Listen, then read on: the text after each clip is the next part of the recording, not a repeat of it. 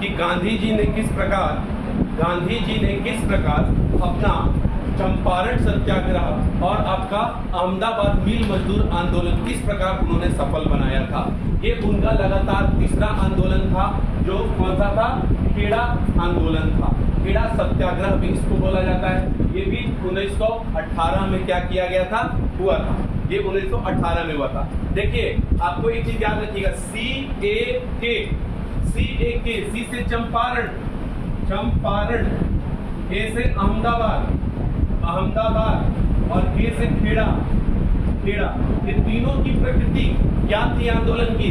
तो चंपारण वाला पहला सिविल डिसोबीडियंस था, सविनय अवज्ञा था, सविनय अवज्ञा आंदोलन था। ये अवज्ञा आंदोलन।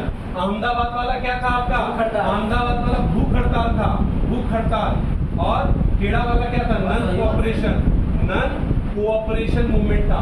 तो इसमें असहयोग आंदोलन, हम तुम्हारा सहयोग नहीं देंगे, हम तुम्हें टैक्स नहीं देंगे, इस प्रकार की प्रवृत्ति अपनाई गई थी गांधी जी के द्वारा, नन कोऑपरेशन मूवमेंट। तो यह प्रथम गांधी जी का असहयोग आंदोलन था, खेड़ा सत्याग्रह।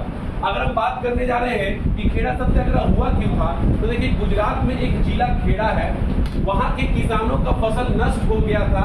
उसके बावजूद किसानों का फसल नष्ट हो गया है, उसके बावजूद उनके कर लगान में कमी नहीं किया गया और उनसे लगान वसूला जा रहा था। इसी खिलाफ उन्होंने क्या कर दिया था?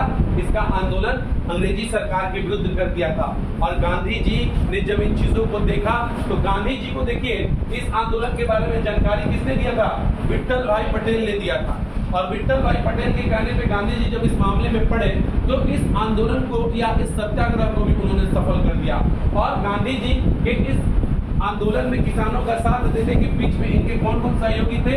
सरदार वल्लभ भाई पटेल, इंदुलाल, रविशंकर व्यास और नरहरि परेख, मोहनलाल पांड्या, विट्ठल भाई पटेल। याद रखिएगा, विट्ठल भाई पटेल के कहने पे ही गांधी जी को इस आंदोलन के बारे में जानकारी हुआ था कि किसान कुछ इस प्रकार का आंदोलन कर रहे हैं, और इन्हीं के कहने पे गांधी जी इस आंदोलन में गए थे। तो इसमें इनके ये सहयोगी थे। और गांधी जी के इन्वॉल्वमेंट के बाद इस अंग्रेजी सरकार को क्या होना पड़ा? झुकना पड़ गया।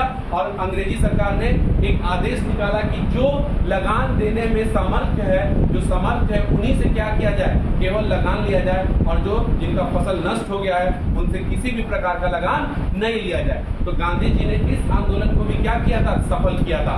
और जैसे अभी ये सब चीज चल ही रहा था, इसी बीच में आपके अंग्रेजों के द्वारा दो बिल लाया जाएगा। एक आपका ट्रेड डिस्प्यूट बिल था, एक पब्लिक सेफ्टी बिल था।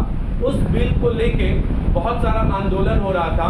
और उसी आंदोलन के दौरान आपके जो जलियांवाला बाग एक घटना स्थल था, वहां पे जलियांवाला बाग कांड हो जाएगा। तो इसके बाद रॉलेट एक्ट आने वाला है, और उसके बाद गांधी जी पूर्ण रूप से इसमें देशव्यापी आंदोलन सबसे पहला जो करेंगे, जो पहला नन कोऑपरेशन मूवमेंट होगा और खिलाफत मूवमेंट, वो पूरे देशव्यापी आंदोलन होने वाला है।